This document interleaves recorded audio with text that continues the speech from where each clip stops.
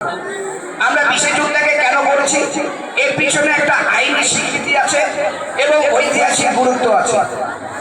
এবং পরবর্তীকালে আমরা দেখতে পেলাম যে আমাদের পূর্ববর্তী সরকার পয়লা বৈশাখ পশ্চিমবঙ্গ দিবস হিসেবে উদযাপনের কথা বলেছিলেন, কিন্তু এর কোনো আইনি স্বীকৃতি লাভ করেনি।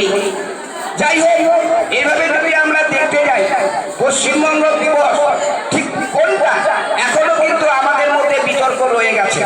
আমি বিতর্কে যাচ্ছি না, যেহেতু 20শে জুন মেজরিটি সমর্থন করেছে, এই দিনটি পালন করছি আমরা। কথায় বলে, একবার একটা মেয়ে তার বাবাকে বলেছিল, বাবা তুমি আমার জন্মদিন পালন করো না কেন?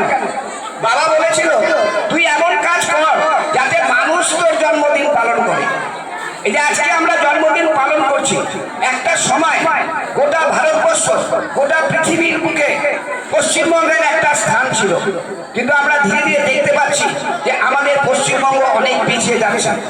আমাদের কর্তব্য কি? আমাদের কর্তব্য হচ্ছে পশ্চিমবঙ্গ যাতে পুনরায় আবার তার স্থানে ফিরে আসে, সেই চেষ্টাটাই আমাদের করতে হবে। আজকের দিনে আমরা শপথ দেব যে পশ্চিমবঙ্গকে আমরা আবার বিশ্বের দরবারে তুলে ধরবো। এই বলে আমি সকলকে নমস্কার জানিয়ে আমি আবার সংক্ষিপ্ত বক্তব্য শেষ করছি। নমস্কার।